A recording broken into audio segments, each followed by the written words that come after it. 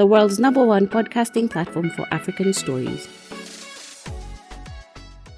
Welcome, everyone, to International Podcast Day. My name is Kevin Y. Brown. I'm the Chief Content Officer and Head of Strategy at Afripods. As you all know, International Podcast Day is essentially a holiday for us working in the podcast industry and who are working to move things forward, especially on the continent of Africa. With that being said, we have 5 amazing experts here who are working in podcasting in Africa, but not only working in the industry, pushing it forward from the network perspective and aspect of the business. And so without further ado, I'd like for each one of you gentlemen to tell us your name, what network you're representing, especially which country, and let's get on and have an amazing conversation. So please, Cyril, please start us off. Thanks, Kevin. Hi, everyone. My name is Cyril Kwadzo. I'm from the Gold Coast Report. We're a podcast network based in Ghana, and we are 7 years strong. So this is quite fun to also meet everybody else from the continent, and excited for this conversation. Awesome. Gareth. Gareth, Cliff. I run a business called CliffCentral.com. We've been in operation for 9.5 years now in South Africa, and we set out to pioneer podcasting here, and we've fortunately got listeners all over the rest of Africa as well, which I'm really, really proud of. And yeah, things are happening. Awesome, thank you. Best. Yeah, my name is Best. I run a network called Glitch Africa Studios. It's part of a group, content group. But the podcast network is called Glitch Africa Studios. Starting from Nigeria.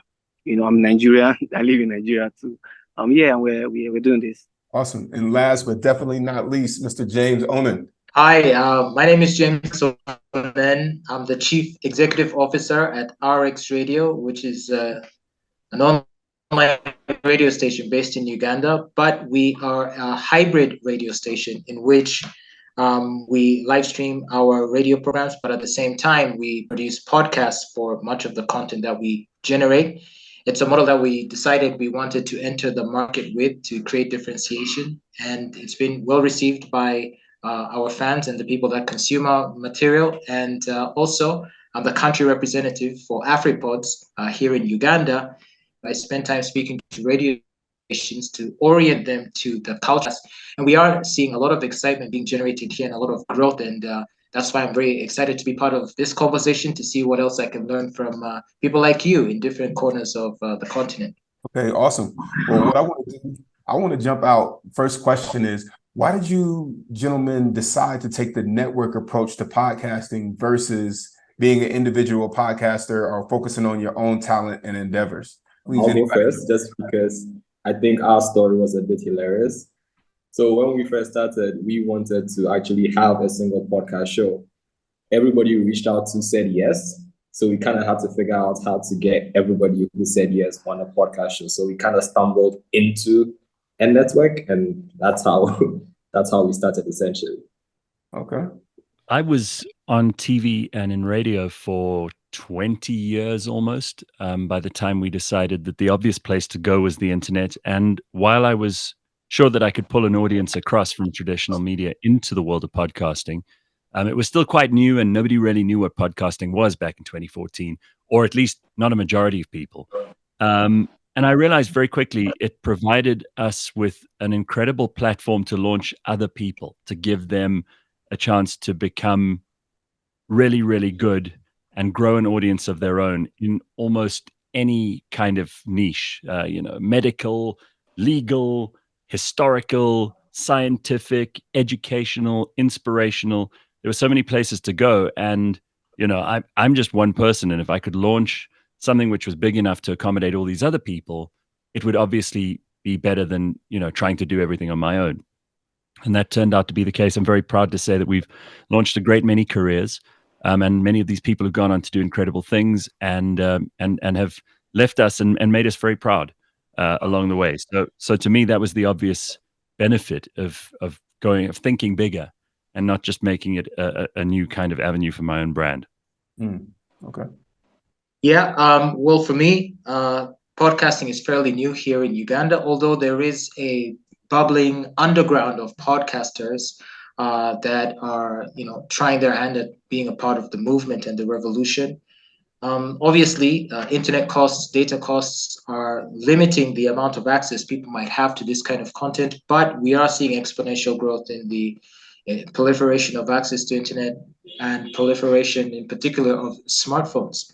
And this move is definitely providing an opportunity for a lot of us in the digital media space to expand our horizons and to focus more of our output in a digital form, repurposing our content into podcasts and vlogs and things of that nature.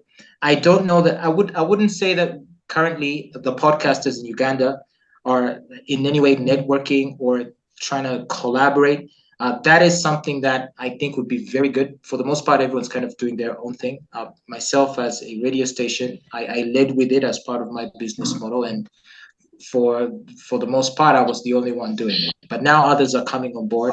And as country rep for Afripods, speaking to other radio stations, they're starting to see that other radio stations are being a part of the revolution too. And I'm hoping that in future there will be collaborative efforts, and so that we as podcasters don't need to feel like we're isolated on our own separate islands. I love that. The separate islands. I think the biggest thing that I love about the podcast industry is the ability to collaborate and push it forward, especially when you're in emerging markets. Best, what is your take? Why did you take with Glitch? Why did you take the network approach versus being an individual podcaster or talent? What was you guys' frame of mind or thoughts around that? Particularly for us, we are more of content producers. We started with music. We have a channel that is super huge. My background, I started as a radio producer. Did that for 11 years, producing radio shows for some of the biggest stations in Lagos, which is in Nigeria. So that experience, when I left, radio and TV generally, started doing Launch Glitch, I thought, why not bring that part of me? I have produced radio shows, across different belts. Why not try, start this? Podcast in Nigeria is not it's not very huge. I think it's not a thing, quote unquote. So, and I've seen podcasts outside of Africa. I've seen a few in South Africa, MacG and the likes. And I thought, why not? Let's produce original content, and see how we can drive that culture, gradually. And last year, December, we launched Great Africa Studios. And we started with original shows, and it's been super influential. It's been super huge. The acceptance, gradually, the culture of podcasting is gradually becoming a thing. Of course, we've had several viral podcasts. We have huge, with crazy numbers. I call it crazy because compared to other forms of content, some of our shows get 700,000 views on YouTube, hundreds of downloads. And for content like that is new, that people are not used to. Talking about for Nigerians now, it's a huge win, and we're just creating more, trying to just do more of that now. Yeah. So what we do? Answer your question. Sorry. What we do is, because we are content producers, so we are not like we are not quote unquote presenters or podcasters who just really want to talk. So we spotlight talents, and we create content, podcast content for that, matching their personalities, so far that's what we do. Yeah. So, I mean, in the spirit of collaboration, which we're all talking about, we're also all talking about, taking that risk, right? Some of us, started off as the individual talent, then moved, and like Gareth said, we're thinking bigger. If somebody's looking to collaborate or actually become a talent for one of your networks, what do they need to have in order or in place if they want to be down, with Glitch Africa, with solid, with the Gold Coast Report, with CliffCentral, with RX? Like, what do you need to have? What do you need to bring to the table in order to qualify, I would say? I always say to people when they want to do a podcast, either do something that no one else is doing. People choose a podcast not necessarily the way that they choose radio. Radio is kind of, they stumble upon something and that's what they listen to. And it's more sort of halfway between audiobooks and podcasting.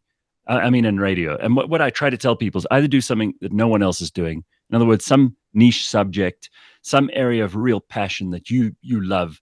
It could be, like gardening. Whatever your thing is, if you want to do that and there's nobody else doing it, do it.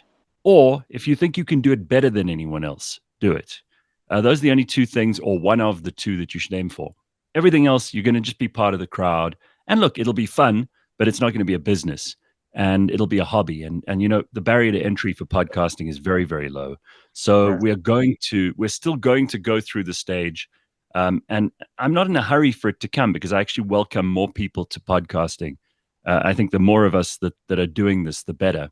It's a huge opportunity for creative people to grow their own audiences, to make connections, to establish business relationships, all kinds of things. But I think ultimately it's going to be just like with media, traditional media, legacy media. It'll get to a point where the best will rise to the top and the rest will kind of fall to the bottom. And people probably forget about, the second, third, and fourth place people as they go. So do what you can do that you're passionate about. Do something no one else is doing, or do it better than them. So let me ask you this then, Gareth. When you said do something, do it better than others.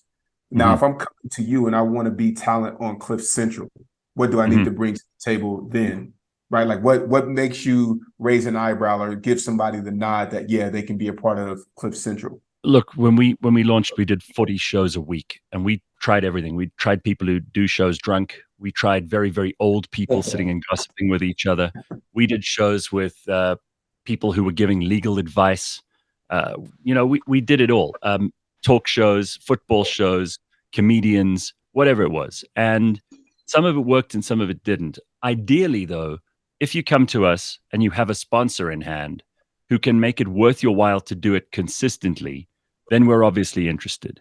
Not just because we want to make money, because it costs money to set up the network, to do the podcasting professionally, to package the stuff properly, but it also forces you to be accountable, because if you've got someone who's paying you to do it, you take it more seriously than if you're just doing it for free. And, if you skip next week, well, it's okay because no one's really paying for it. And meanwhile, you're letting the audience down. So there's a consistency element that's important, which money brings to the table. But a lot of people come to us with great ideas. And then really those two options I gave you just now are the only two that I'm looking for, because I've seen, I wouldn't say I've seen it all, because there's always like amazing stuff that you are likely to encounter at any stage of the journey, and everybody has something valuable to offer. But it's just an unbelievable drive and passion to be the best at something, or to bring something to people's attention, to grow a community around whatever, fly fishing or, gemstones, whatever your thing is that you care about. There's probably a couple of hundred, couple of thousand, maybe if you're lucky, a couple of million people in the world who care about it as much as you. There are big hobbies like photography, which we know people, there are hundreds of podcasts on photography and all kind, which is ironic because it's a visual hobby, but people are talking about it in podcasts. It just shows you how powerful this is. We live in Africa, and we have an oral tradition. People love storytelling. That's how we learn about our past. That's how we learn about our culture on this continent. And I think for many of us here, that ability to hear and interpret and understand great storytelling is also a big part of the package. So if someone is an awesome storyteller, then we also pay attention to them. Okay. No, I love that. I love the idea. I feel like that was a very honest answer. If you come with a advertiser, then you know what I mean. It makes a lot of sense. It makes a lot of business sense for you guys. So you know what I mean. For those who are listening, that might be a good approach when you're approaching the network, is to come with something in hand outside of just having a great idea. So Cyril, James, please bless us with what it takes in order to be on your networks. Gareth touched on in the last two for us, actually, is a passion and the consistency, because for us, that determines how long the show is going to run. And we recognize as a network, we can only help to a certain point. At some point, the creator has to take ownership, the host has to take ownership of, this is how I want my show to be. These are the little intangible efforts I'm going to put in that grows the show episode by episode. We can prescribe, we can offer a system, a support network, but ultimately it's going to be the person that the audience is listening to, that's connecting with, that's going to get the show by the header. So we haven't quite figured out how to just immediately spot consistency and passion, but I feel like once a network gets a good handle on that, that's a good start at, okay, this is going to be a great show, and it's also going to be worth our time and investment, because I think, speaking for myself, and I'm assuming this will be true for everyone else, resources do have to be managed, and time is one of the most important that we do have across our shows. What I like to say about this is the culture of consistency that Gareth mentioned that I thought was very powerful. A lot of us in the content creation space, that is one of our biggest weaknesses. For whatever reason, we wake up one morning and think we have something we want to say to the world. And so we look at the options available and we say, okay, maybe let me be a podcaster. And so we start. And then you do one podcast, you do a second one, maybe. And if it doesn't immediately gain traction, you start to feel like, well, why am I doing this, right? And then some people give up.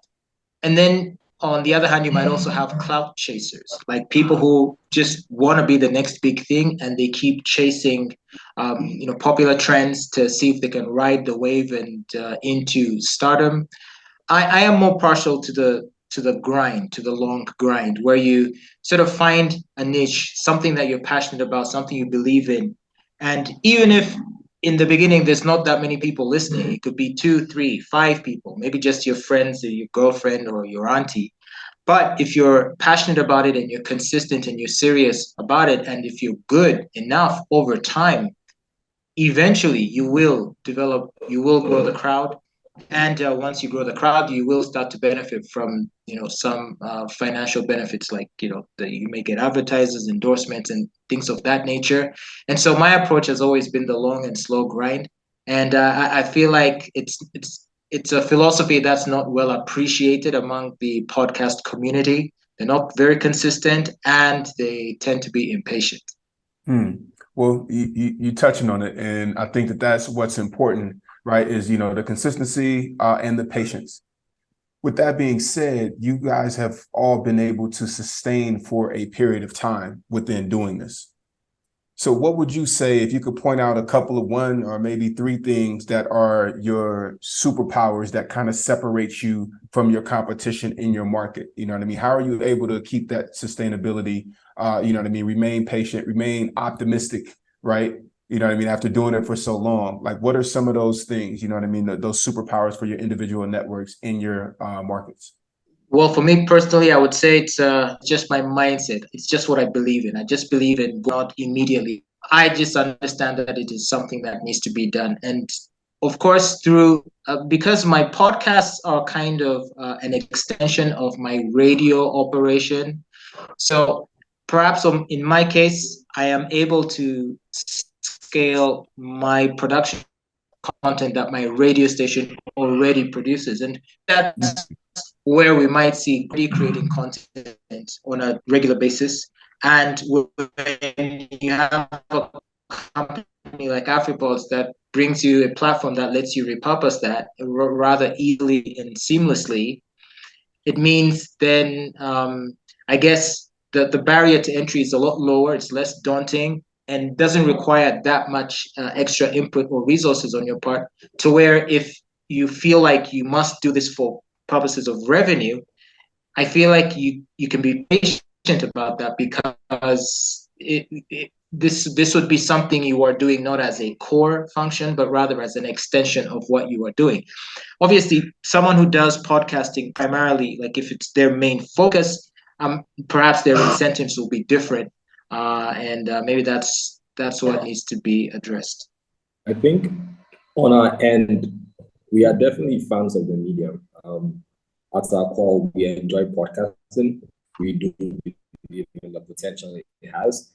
Gareth also touched on the fact that our culture, at least mostly across Africa, is mostly oral. So we yet to hit there's just so much we could actually do with podcasting, and there are all these other creators that we are yet to also bring into podcasting. So for us, it's that slow grind. It's making sure that we are building a platform. We are building ourselves as a technical partner, as a resource partner, so that for when these really good ideas get ready to be developed, we are in a space to offer that support. We are in a space to grow the ideas, and we are able to hit the heights that we've imagined possible. So it's all about how do we make podcasting awesome in Africa, in Ghana, and how do we create that next amazing idea for us. Yeah. I think that they've already hit the nail on the head in terms of a lot of this stuff, and really, you know, what Cyril and James have said so far is pretty much music to my ears. But I also liked a comment that was I like a comment that was made earlier about how people have to be in it for the long haul. I mean, we're doing long form content. You know, it certainly is longer than kind of radio station links because you can't turn those into effective podcasts. The reason people are coming to podcasting in the numbers that they are, and you can see this is borne out in like the US elections, is now that's the place that you actually explain your position. You can explain to people like what you really care about, what you think about, what your values are, what you believe in, what you stand for. Those are important things, especially for millennials, Gen Z, you know, younger people, and Africa's a young continent. They are so tired of short form content because it's everywhere. It's ubiquitous. It's, you know, TikTok and Instagram and Twitter or X. It's on TV. It's all short form content that's being blasted at you, and people want substance, and that's something we can do better than anyone else. So the clout chasers we were talking about earlier, I don't feel like those people have enough substance to contribute. You know, if you could do a little dance video on TikTok, you may be entertaining. I'm not going to take that away from you, but that doesn't mean you'll be any good at podcasting. You have to have something to say. I always say like there are 4 categories for us that make a difference. You either entertain people, and there are lots of talented people on this continent who can entertain. You can inform people. Again, the more information that people have, the better their decisions will be. The more information they're hungry for in the long run too, because nobody, even people who live in extreme rural areas and don't have a whole lot of money, they still want to know what's going on, perhaps more than the people who are blasted with content every day in urban environments. The other thing after entertainment and information is inspiration. You know, again, we've got a burgeoning continent. It's the biggest unsaturated marketplace in the world, Africa. And we got young people here who are hungry to learn, to buy, to participate, to hustle. We've got to give them an inspiration. We've got to give them a reason to wake up in the morning and do their best. And it doesn't have to, you know, as much as people are self-sufficient and lots of people are driven on their own, mostly because they have to be. We're not spoilt, you know, like many people in the supposed first world. Here we have to work. And even though that's the case, people want to hear from someone else. They want to hear from people in society, people in communities, people who've really made a difference. They want to hear from those people because it inspires them. So information, entertainment, inspiration. And the final one is empowerment. The biggest podcast audience in the world is actually in China. And the thing that they do most of the time in China is self-help. And we know in this continent of ours, we have gaps in education, in opportunity for people. And in order to bridge those gaps, I believe podcasting can play an enormous role. I think we're in an unbelievably powerful position to be able to give people the equivalent of a tertiary level education just by exposing them to the very best ideas. You know, I can interview anyone I want on my show. I'm sure that my fellow business people on this recording can do the same. You can invite the most brilliant people in your country, on the continent, in the world, to come and talk to your audience. And there may be something that someone picks up which changes their life forever, which gives them that missing piece of the puzzle. And to me, you could spend 4 years at university studying a degree and not learn a damn thing. So podcasting is the way that we will educate people in the future. I think it would be more valuable than a piece of paper. I like that. And, you know, something that you guys touched on was, you know, being in the game for the long haul, right? In that, you know, somebody might be able to entertain, you know, for a few minutes on certain platforms, but that doesn't necessarily translate over. And we've seen that over and over and over again, whether it's in the West, whether it's on the continent, and even in other places. What would you say are the major differences between podcast networks on the continent of Africa versus in other places? I mean, speaking for us, we are still very much in a building mode.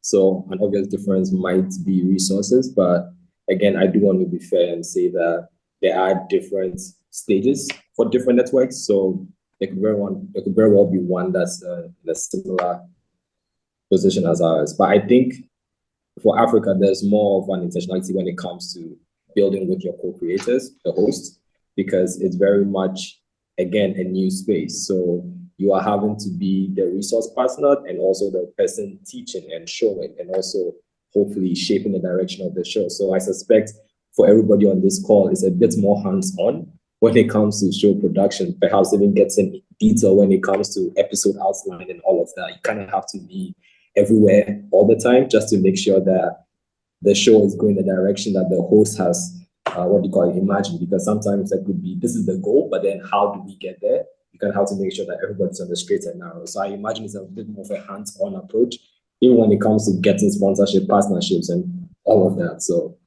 it's a full-time job, basically.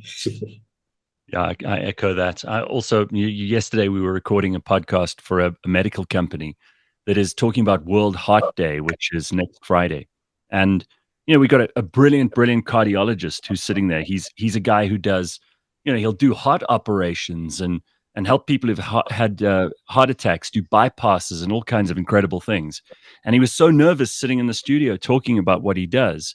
And you kind of have to hold this guy's hand metaphorically, and you have to take him through, because it helps in the case of James says he's running a radio station as well, and he's probably got loads of experience in front of a microphone, which to some people is the most intimidating thing ever. So they hear it, they hear us do it, and they think, oh, that's easy, I can just do that myself, I can just record a podcast and everyone will listen.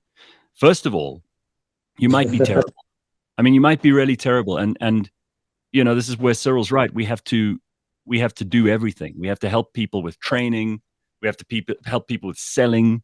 We have to help people with producing and packaging content. We have to help them even with how you do it within a certain space of time, because you can't have a podcast that just goes on and on and on forever, because no one's going to listen all the way to the end. And I've listened to some pretty long podcasts, but you need a plan. And I often find myself in conversations with people who they assume it's easy because we make it look easy, because we're professionals and this is what we do for a living.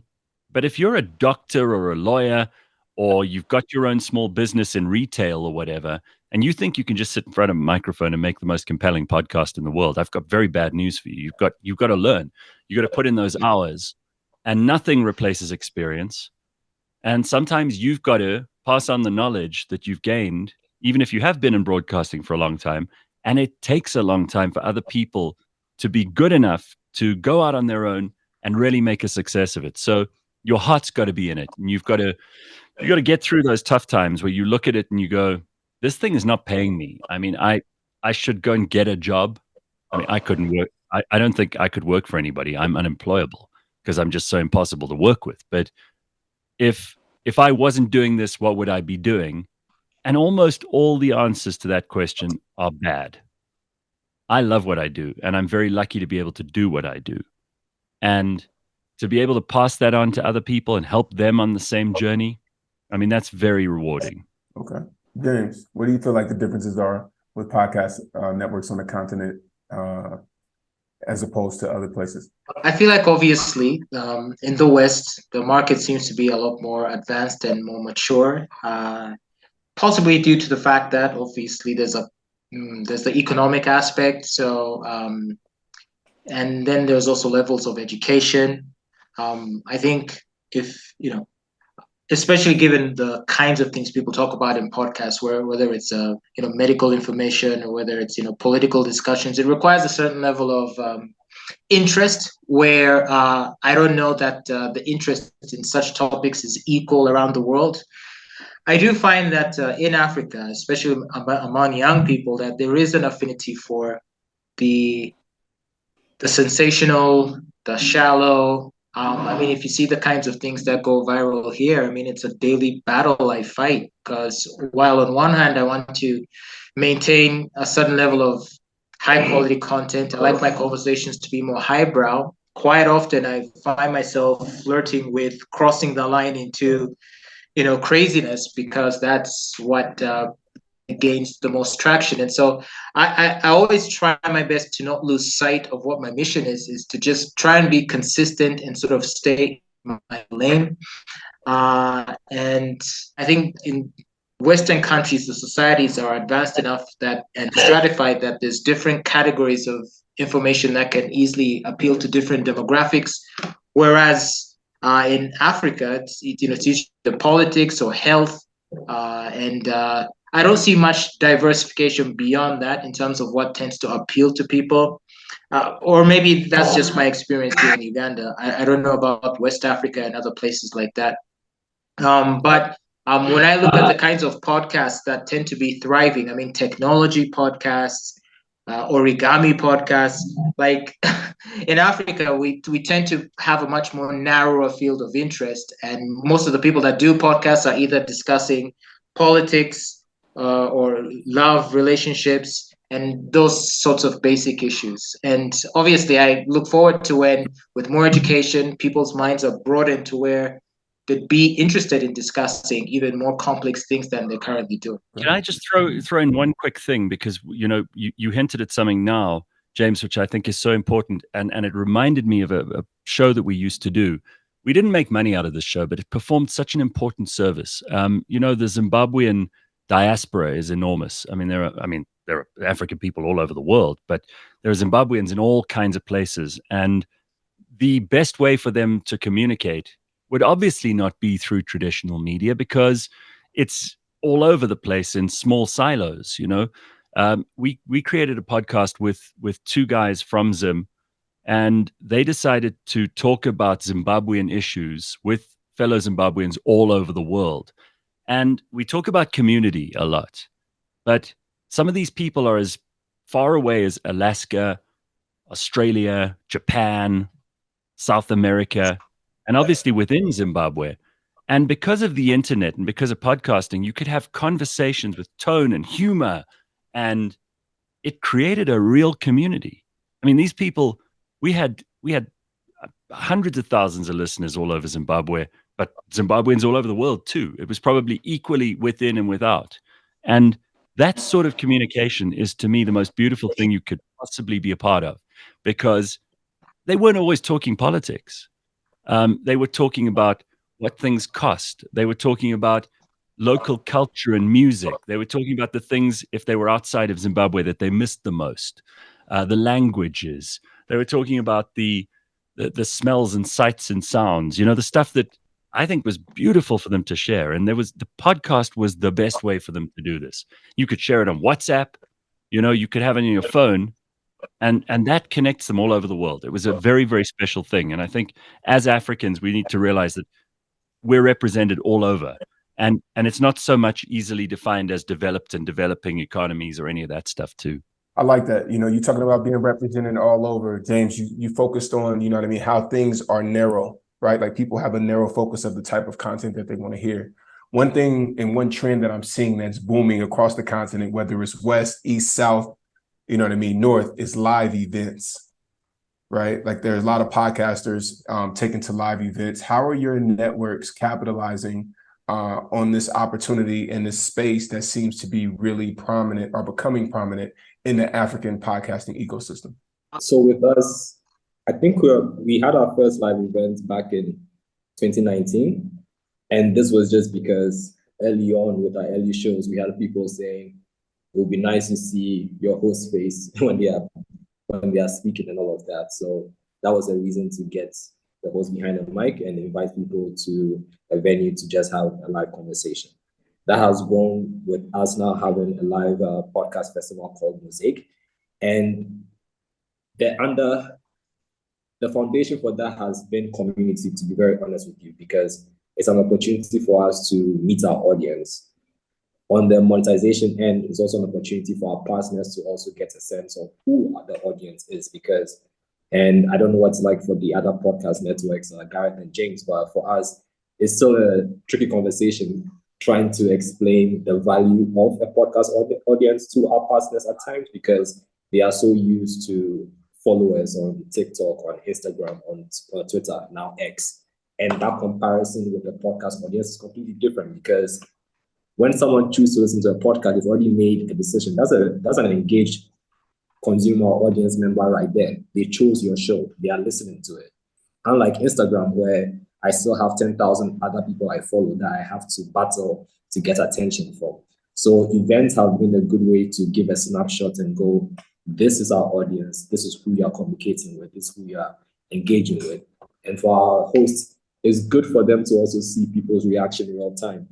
In as much as making the content and pushing it out in the social media engagement is all good, it's nice to get that visual, someone is listening to what I'm saying, they are paying attention, they are smiling, they are laughing. It's a good feedback. And yeah, I think for us, as much as possible when we can, we are looking to create that live opportunity. Audience meet your host, host meet your audience. We haven't, to my mind, we haven't really exploited the events arena as well as others have. And it's partly my fault because I'm a radio guy. I've done some TV and I hate it. And I don't like doing the audience thing. It's not something I enjoy. So because I don't enjoy it, I don't really push hard. And, without kind of me being a part of that push, it tends to be small scale and all the rest of it. It's probably a big gap that I'm stupid not to exploit. But I think that there's something intimate about a podcast. I wouldn't go to a lot of things that people like. I don't really want to go to a seminar or a concert, or I prefer like the one-on-one communication. It always feels to me like radio was one-on-one, even though there might be thousands or millions of people listening. It was like me and you. The person who's listening doesn't think about the other people who are listening. They think about the person who's broadcasting to them. And podcasting is even more like that, because I used to call it narrowcasting, because your audience chooses you, just as Cyril said, which is a powerful thing. And if they will come and they'll pay money to be at an event where you're doing it, I mean, you should do that. You should absolutely do it. It's first of all an income stream, which should be utilized, because you've got to keep your business going. The hard facts are you've got to pay for all this stuff. And this is one way to do it. It's not my favorite way. And I will say I've been remiss to not be using this better. I kind of was just nodding because I could really relate with the sentiment. I'm also an introvert myself, so I don't really like being around crowds of people. And I do appreciate the intimacy and that comes with the kinds of communication we do, like on radio traditionally, and now even podcasts, where it feels like there's one person speaking to you, right? And I'm not sure like how well this would translate into live events. I've also noticed lately that podcasting seems to have be increasingly now has a visual element to it. A lot of times now when you talk about podcasts, it's not just someone in a studio with a microphone. Now it's cameras, lights, and the industry of podcasts is becoming even more expensive. I don't know if you've noticed that the production values for modern podcasts is much higher. You have to get these expensive DSLR cameras, and do lighting, and it can easily go into the tens of thousands of dollars to have a simple podcast setup. And I don't know if that's going to be a bridge many of us are going to have to cross if we want to remain competitive in the podcast space. So if you think of the biggest podcasts out there, it's all visual, Joe Rogan and so forth. So maybe I'd like to ask you that question, because I think the reason why there might be some interest in live events is that as much as people enjoy the audio experience and of listening, they also want to see. And do you think that's going to be a challenge for podcasters down the road, where some might end up being excluded if they aren't able to meet that threshold of visual quality that the industry seems to demand now? Our first event, the video quality was bad. The mic, you kind of had to be there to listen, and everybody had a great time. In fact, it was based off the reaction of that event, because it was 2019 and then we had COVID after.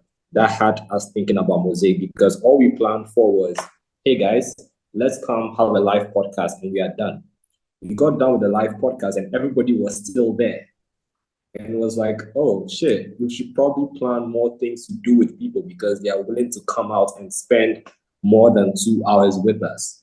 And that's what informed us now. After COVID, we launched Mosaic, which essentially is, we call it an audio experience. So it includes podcasting, there's some live music, and this is focusing on up and coming music acts, because we've gone through the trouble of getting a venue and a stage. might as well platform other content creators.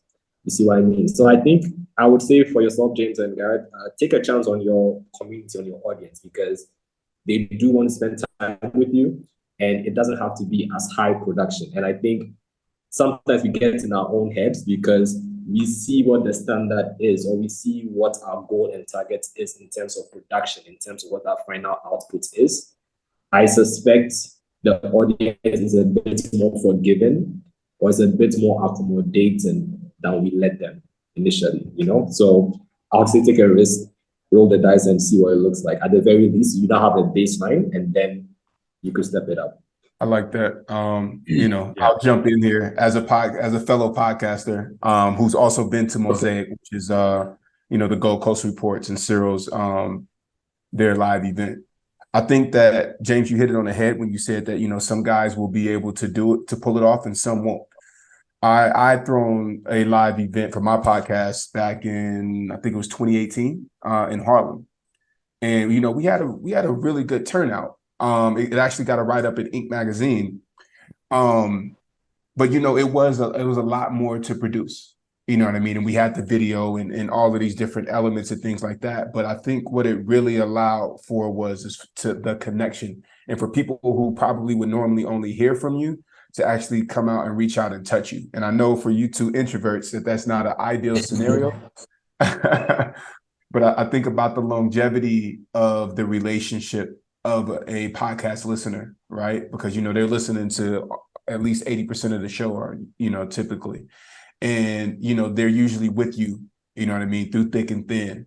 And so when I think about that and I compound, the value of having listeners who are dedicated and locked in, I think that it might, and it is worth it. But definitely, there'll be some podcasters who don't have the audience, or who may not have put in the longevity and built the relationship with your listener. Because I think that's a big part of it too, right? As you're putting out new episodes every week or however often, that person who's tapping in with you and listening, they're also building a relationship and getting to know you from a host perspective, because different guests bring out different things in you.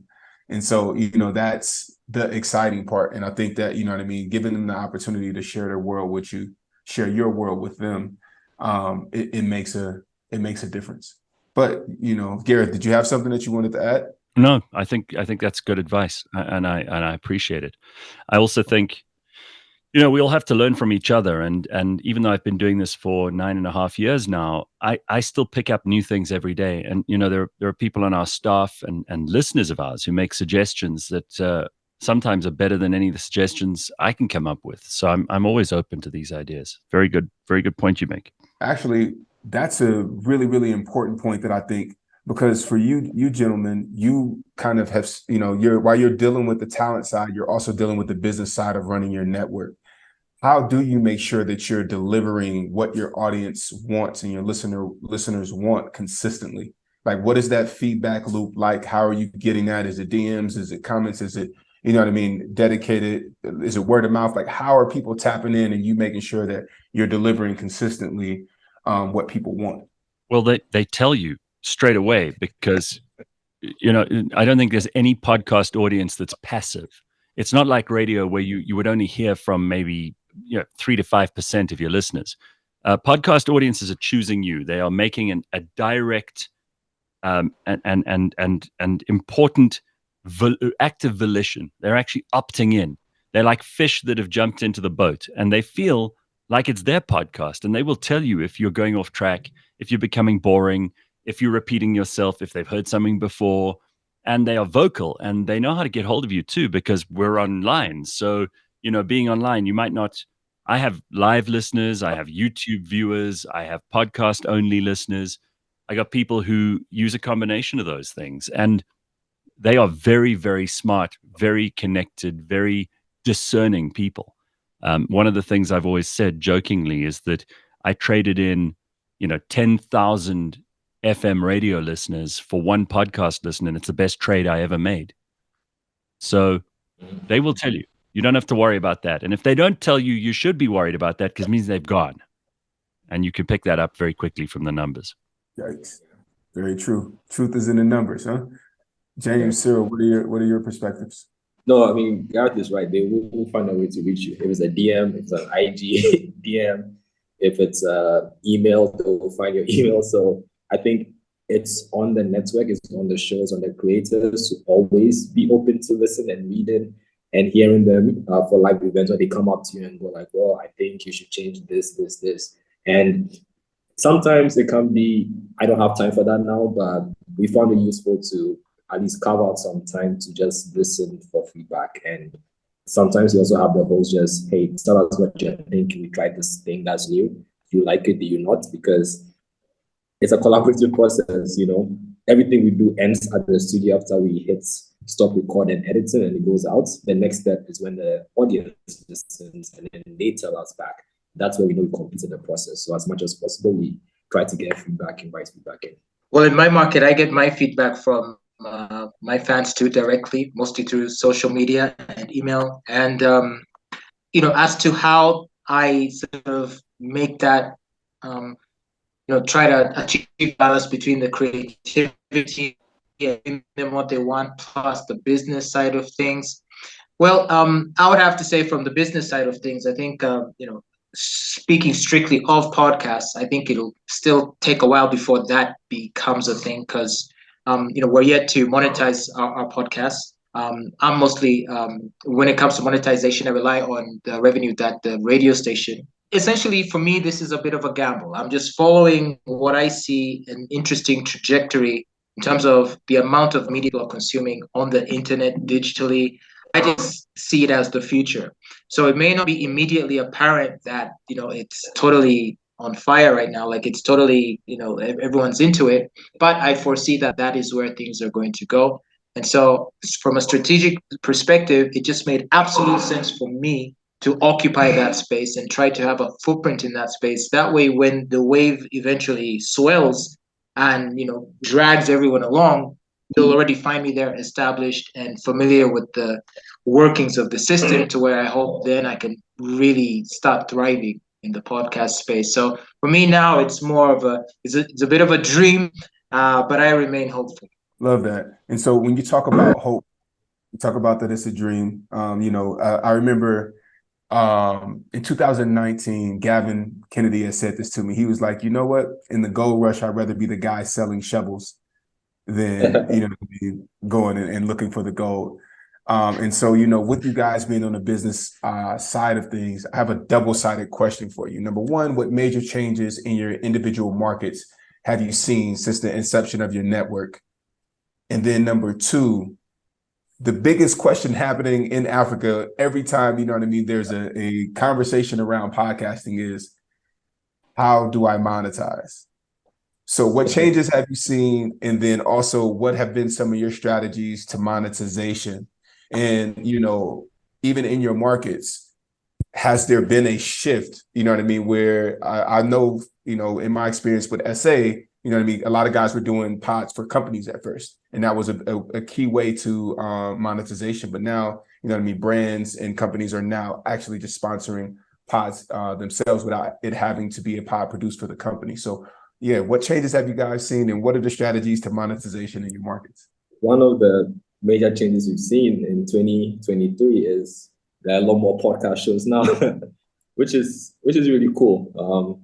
Early on, Gareth said something about people coming in and them also just starting their own shows, and that's something that we're quite excited about because yes, it would be nice to have all the top performing shows under the network, but then the reality is as a network as well, we also do want to grow. We also do want to challenge ourselves. We also do want to hopefully have friendly battles and come out on top. So having all these other shows spring up in Ghana has been really exciting. And it's just really cool just knowing that every country in Africa has their own bubbling podcast scene. Like meeting James after this, I'm definitely going to dive in and see what they have cooking on because no offense, James, what ideas can I steal? What can I borrow? What can I use? What's working in your market that could work for my audience? Like it's just this exciting feeling just because when we first started, it really was just you had to go on YouTube and we had to learn from people who weren't on our continent. And we all have our unique Africa TM challenges that we kind of had to stumble through and figure out. So Now that there is everybody figuring things out, we are getting to the fun part, which is, okay, we see the problems, we sort of have a handle on them. Now we get to be creative. Now we get to talk about that super niche thing that we are super passionate about. And yeah, that's one of the changes I've seen, and that's one that I'm super excited about. Should I answer the monetization? We do everything. We try everything because you can't afford to leave any option off the table. So when you're talking, Kev, about reaching out to companies and producing content for them, we definitely on that. When you talk about reaching out to brands, convincing them to advertise on your podcast shows, we definitely on that. When it comes to holding events and then trying to pitch to brands to be partners, we are definitely on that. I don't know what it is for South Africa and Uganda, but Ghanaian companies do like the idea of, they call it activation. This is where they get to have their brand paraphernalia, and then they have like a station and they can hand out pamphlets. Like, that's their MO when it comes to brand awareness. And events also lend themselves to that, because then they can say, well, we satisfied this KPI of our brand awareness strategy, which is we need to have 5 people in our company t-shirts handing out pamphlets to 20,000 or 10,000 people. So for us, anytime we enter a conversation, it's really trying to understand what is of value to you and how do we get as close to achieving that as possible. So we are as flexible, we kind of have to be, and the goal is down the line. We then get to decide how we want to monetize, but as we speak at this moment, it's really about just being open to all options and then just trying to get revenue streams in. Yeah. I appreciated what he said about activation opportunities that are presented by the live events, as while these are in their infancy in this region of the world. He's right, because an event will provide opportunity to interact with actual physical people. You can take pictures, get press, and things like that, which I think would appeal to the sensitivities of sort of most corporate companies. Me personally, but aside from that, I am yet to see a viable way in which we can easily monetize our podcast here in this region. And I'm hoping that if I hang in there long enough, that we'll see light at the end of the horizon. I think I just have faith in it that it's gonna happen one day. And it just, to me, it feels like I have to be here. Every fiber in my body is telling me, be in this space, be present, keep pushing, keep grinding. Eventually, someone is going to figure out a way to make us all rich through this thing. From your mouth to God's ears. Yeah, I echo these sentiments exactly. I think people have to do whatever we got to do to keep the sponsors and advertisers happy. I do think, though, that that a podcast listener is a very unique thing, and I don't think the market really understands that yet. They think of us as a media buy, and it's not a media buy. It's first and foremost a content creation opportunity, and everybody calls themselves content creators, but there's content and there's content, and this is the kind of content. Well, certainly, a lot of the stuff we produce, not all. I'm very aware of the fact that some of the stuff we produce is not awesome. I mean, we try to keep a very strict level of quality control, but you're paying for the content, first of all, to be made by professionals. And then you're also paying for the distribution to a unique network. Now, we all know that media these days is all pay for play, right? So if you want to reach 100,000 people, you just have to pay Mark Zuckerberg or Google enough money and you'll reach those people. So the romance is out of it. If you're a media person, you think you're organically going to grow your audience by steadily working, that may happen, but it's going to be a lot harder for you than it will be for a media agency that just buys clicks, which they can do, right? The reality of that is that obviously those people are not really staying for the party. They come for whatever it is that they're being offered in response for that click, and it's being shown on their feed, but they don't necessarily engage with it. And a podcast listener is a different kind of listener.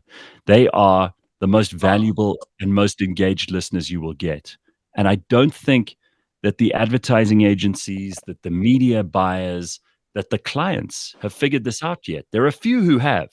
There are a few of them who go, oh, wow, these people are gold. These are the ones who, first of all, they're discerning enough to know what they want to listen to and to be part of the conversation and to be engaged and not reachable, by the way, on other media. Podcast listeners have probably not been watching scheduled television or listening to radio. Certainly in my case, and for the case that it is for most of my listeners, they're not available anywhere else. They have ad blockers on. So if you want to get them, the only place you're going to get into their heads is in a podcast.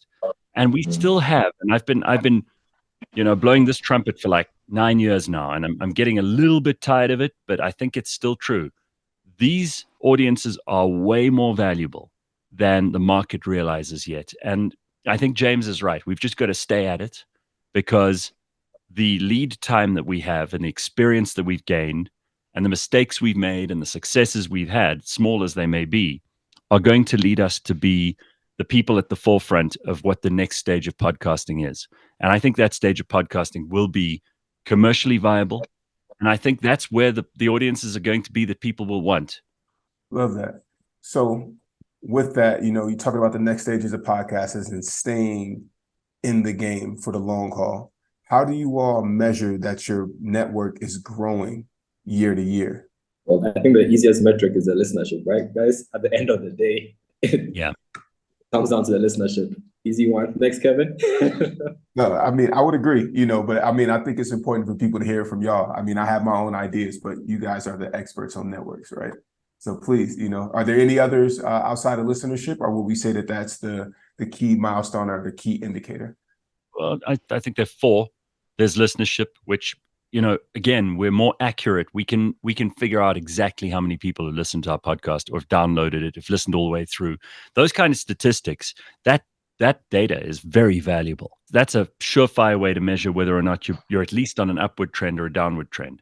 The other one is whether people are prepared to put their money where your mouth is. Sponsors and advertisers will be a sure sign of success, and especially if they're repeat customers, right? They come back for more. They do a series of podcasts with you, and then they say to you, we're going to take a break and try and do it ourselves. And then, as 2 of the big banks in South Africa have done, they come back to you eventually and go, hey, listen, actually, we do banking. We're not very good at this content creation and distribution stuff. So can we come back to you? And you go, yeah, of course, with open arms. So that's number 1 and 2. Number 3 is, are people talking about you? Is there noise in other media and among important players in society and in the economy about what you're doing? Do people care about what you're doing? It's a hard thing to measure, but you can usually tell if you're taking part in things like this, Kevin, which, thank you for inviting us on, because it means that you think we're relevant. So we're making an impact outside of our own borders and our own markets. I think that's really important.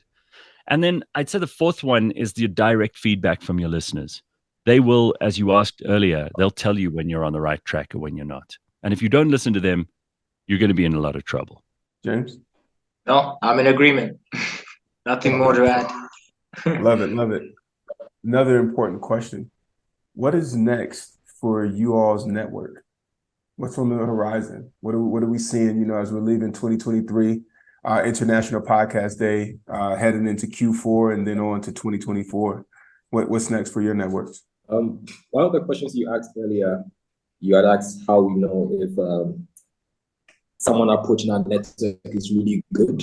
And Gareth had talked about them coming with sponsorship in hand. I think for us, that next step would be having creators that are full-time, because we do have shows that are pretty awesome, and it would be really good to see what those creators could do when all they are doing is thinking about their shows and their content.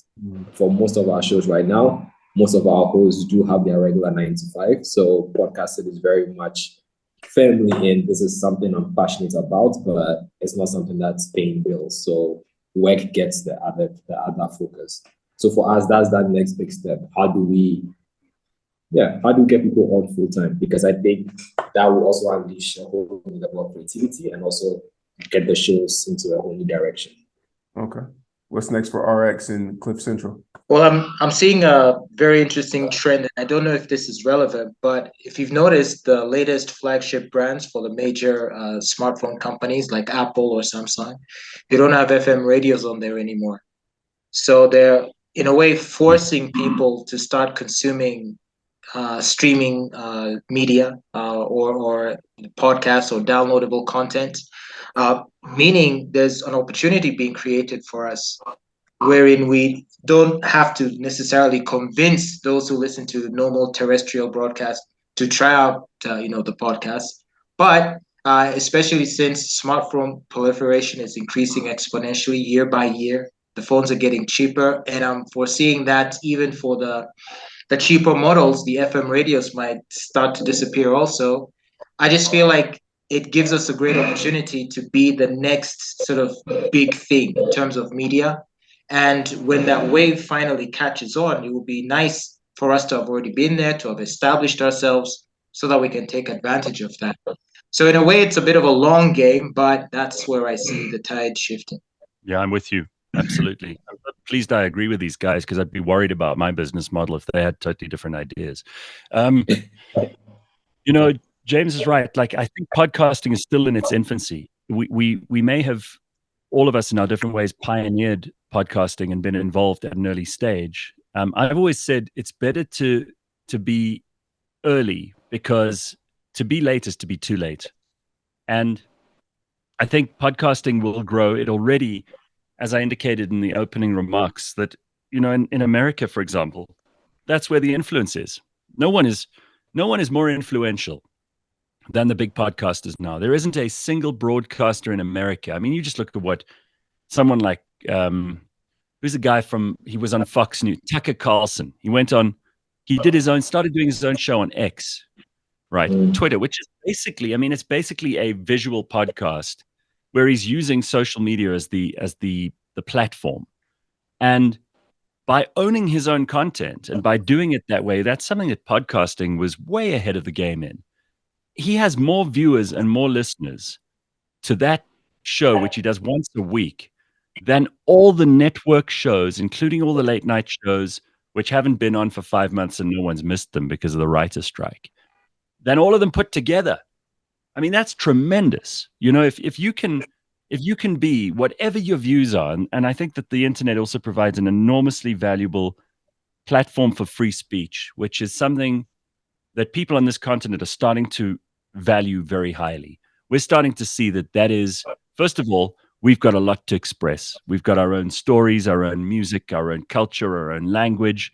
And languages in Africa is a very interesting place to go. We're all doing this in English today, but I think, we're not talking about the other half of this continent who speak French and all the other languages, which are equally important, and in which people will be podcasting soon.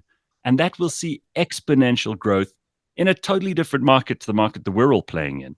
And while we may have competition now, I think people want to hear stuff in those languages. So I think that's going to be an area of growth. I think education, as I mentioned earlier, is an area of growth. I think the technology is becoming cheaper.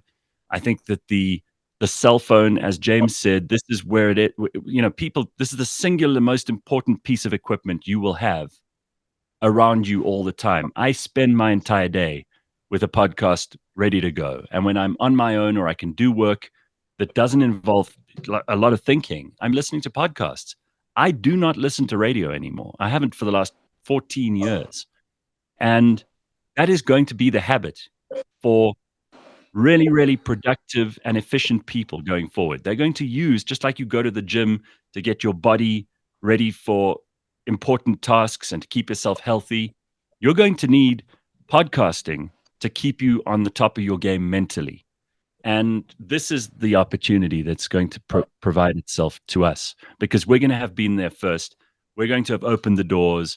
We're going to be the ones that they say, these are the guys who know what they're talking about. And I hope it comes soon, because for a lot of people, it's surviving at the moment that's the difficult part. And strength to you if you're surviving. I mean, I got to say this, anybody who is working at this, and as James says, grinding, you got my support and respect.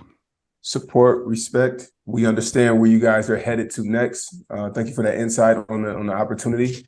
Gareth, Cyril, and James. My next question for you guys is, what is the best way for the international podcast ecosystem to stay connected and in touch with you guys about what your network is doing and how Africa is thriving and pushing the podcast industry forward. I'm going to jump in if you don't mind, because I do have to go in the next minute or two. We're online, so it's easy to find us, just like our audience find us. If anyone else in the business of podcasting wants to come and visit us, if any of you are ever in Johannesburg, the doors are open. But even if you just want to chat, I mean, sharing this information and even through this discussion today, I've learned things from the rest of you, which are always going to be valuable and which I think I will implement. Cyril said he's going to steal ideas from James, but the reality is James will probably steal some from him, and it's all fair in love and war. And frankly, at this point, we should all be backing each other anyway. I'm happy to hold hands with anybody, and that's why, Kevin, it was great to meet you all those months ago. And I think what you guys are doing is terrific. So you keep connecting us, because that seems to be your superpower too. Thank you. That's true. Yeah, that's true. Give us an email address or a social media handle so that people can actually literally go to. Gareth at CliffCentral.com. Okay, awesome. Cyril, James. Oh no, I was just gonna say that I've really enjoyed this exchange and hearing the different ideas. Yeah, I think I am gonna steal the live events idea, activation. There's potential for money there. I hadn't thought of that before, so thank you. But in terms of the kind of support that we can get in order to build our podcast networks, I think we all need to come together to promote the culture. I think to turn it into an experiential thing, a lifestyle thing, to make it seem more than just a quirky piece of technology or technological trend, this thing called podcast, but rather an important part of life that you must be a part of, or else you're missing out on it. To make it cool, to make it the cool thing that will inspire more people to want to support podcasters, which then would motivate podcasters to produce more content, and then obviously money will follow, and I think we'll all be able to grow together, and everyone will be happy. So I think that's the thing I'd like to see in terms of more support, is in promoting the culture of podcasting. And what's the best way to stay in contact with you? To get in contact with me, you can reach me through Twitter. My Twitter handle is @JamesOnen, or you can just do a Google search for RX Radio. You'll find us there, and there's ways to reach me through there also. And for us, you could just search the Gold Coast Reports, but our email address is social, that's SOCIAL @thegoldcoastreports.com. Okay. Well, gentlemen, thank you all. It's been a pleasure chatting with you. Thank you for the insight and for your time. And thank you for joining us for International Podcast Day. So peace and blessings to you all. Thanks, Kevin. Thank you, Kevin.